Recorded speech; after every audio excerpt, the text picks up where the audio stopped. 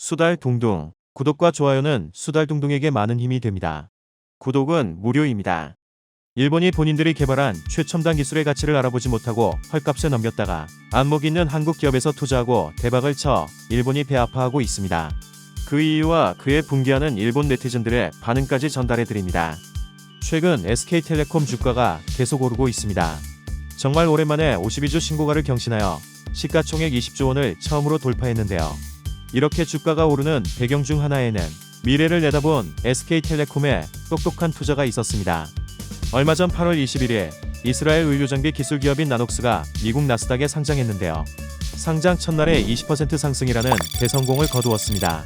갑자기 왜 이스라엘 기업 얘기를 하냐면 바로 이 회사가 SK텔레콤이 투자한 회사이기 때문인데요. 지난해 SK텔레콤은 나녹스에 2,300만 달러를 투자해서 나녹스 지분의 5.8%를 보유한 1회 주주가 되었습니다.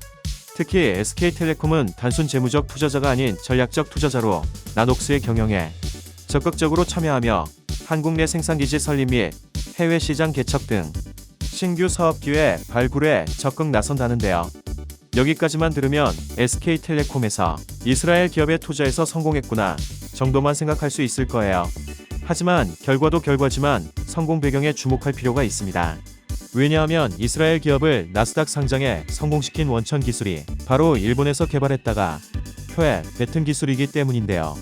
과거 일본의 소니는 TV 화질을 높이기 위해 10억 달러를 투자해 나노 기술을 연구 개발하여 디지털 엑스레이라는 기술을 개발했었습니다. 그런데 소니 경영진은 기술은 좋지만 어떻게 활용해야 할지 모르겠다면서 고민만 하고 있었다고 합니다. 당시 이 소식을 듣게 된 이스라엘 스타트업 창업자인 폴리아키는 머릿속에 기가 막힌 아이디어가 떠오르는데요. 일본 기술을 활용해서 엑스레이계에 LED를 만들어보자라고 생각하게 된 겁니다. 그 후 폴리아키는 조용히 소니로부터 기술 인수를 추진하게 됩니다. 회사 경영에 어려움을 겪고 있던 소니는 활용도 못하는 기술을 누가 사간다니 웬 떡이냐 하고 10억 달러, 한화로 계산하면 1조 2천억 원을 투자했던 기술을 달랑 800만 달러, 한화로 9억 6천만 원에 폴리아킨에게 넘겨버립니다. 헐값의 기술을 인수한 폴리아킨은 나녹스를 설립한 후 소니의 인재들을 대거 영입해 TV에 적용된 기술을 엑스레이용으로 바꾸는 데 성공하는데요. 약 1조 2천억 원이 투자된 기술을 달랑 9억 6천만 원 정도에 사서 이런 결과를 내버린 거죠. 소니의 TV 기술을 활용해 나녹스가 개발한 이 기술은 기존의 아날로그 방식의 엑스레이 검사를 반도체 칩을 이용한 디지털 엑스레이 검사 방식으로 변형한 것인데요. 기존 아날로그 방식과 비교했을 때 방사능 노출량이 30분의 1로 의료 영상 촬영 비용도 10분의 1로 줄고 가슴을 누르는 통증이 없는 비접촉 촬영이 가능하며 더 선명한 화질로 결과를 볼 수 있다고 합니다. 특히 장비의 무게가 기존 1톤에서 200kg 수준으로 줄었기 때문에 구급차나 간이 진료소에도 설치가 가능해져 의료기기계의 혁신이라고 볼 수 있는데요. 다시 말해 기존 제품 대비 경제성과 실용성 부문에서 엄청난 우위를 가진 제품이 탄생한 겁니다. 실제 아직 제품 출시 전인데도 이미 사전 주문량만 4억 4천만 달러에 달한다고 합니다. SK텔레콤은 나녹스와의 계약에서 반도체 등 핵심 부품 제조 공장을 한국에 짓고 한국과 베트남에서의 사업을 독점할 권리를 갖기로 했는데 향후에는 5G, AI 등을 활용한 다양한 공동사업도 추진할 계획이라고 하네요. 나녹스 입장에서는 SK텔레콤의 5G, 클라우드, AI 기술을 활용할 수 있는 이점을 얻게 됐는데요. 이 기술로 한국의 환자를 미국의 병원과 연결할 수 있고 아프리카의 환자를 한국의 병원과 연결할 수 있는 서비스를 제공할 수 있다고 합니다. SK텔레콤 입장에서도 헬스케어를 통해 5G 콘텐츠를 확보하는 한편 의료 데이터 등 사이버 보안 기술을 통해 새로운 시장을 여는 기회를 갖게 되면서 서로 윈윈하는 제휴 관계가 되었습니다.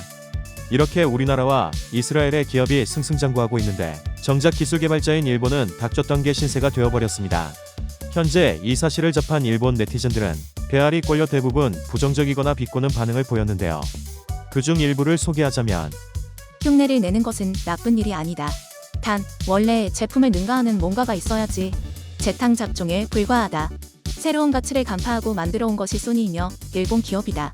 기초 분야를 경시하는 한국은 소니 등 일본 기업이 없으면 아무것도 얻을 수 없다는 것을 이 기사에서 인정하고 있다. 실로 우스꽝스럽지 않을 수 없다. 한국 SKT는 간파했다고 하지만 한국은 아무것도 스스로 만들어낼 수 있지 않다. 한국은 아직이다. 즉 소니의 기술을 샀던 기업에 투자한 것이군요. 논리적으로는 소니의 기술을 구매한 것과 같기 때문에 불매 운동에 반하게 되는 건데 직접 만드는 게 어떨까요? 녹스가 굉장한 거지 한국은 아니다. 아무튼 투자가 성공한 것은 좋다고 생각하지만 신문에 기사로 낸 것은 의문이 있다. 투자하면 성공할 수도 실패할 수도 있다. 100% 성공만 하는 것은 아니니까. 이것은 노 재팬의 대상이 아닌 건가요? 일본 네티즌의 말처럼 원천 기술 개발은 일본 기업이 한 것도 맞는 말이고 디지털 엑스레이 기술에 SK텔레콤의 기술이 없는 것도 맞는 말이지요. 하지만 일본 네티즌은 중요한 것을 놓치고 있는 것 같아요. 바로 글로벌 협력 비즈니스 말이에요. 일본 경제 전문가들은 일본이 글로벌 시장에서 계속 경쟁력을 잃어가는 원인 중 하나로 일본 산업은 갈라파고스 신드롬에 빠져 있기 때문이다라고 지적했는데요. 여기서 갈라파고스 신드롬이란 전 세계적으로 쓸 수 있는 제품인데도 자국 시장만을 염두에 두고 제품을 만들어 글로벌 경쟁에 뒤처지는 현상을 말합니다.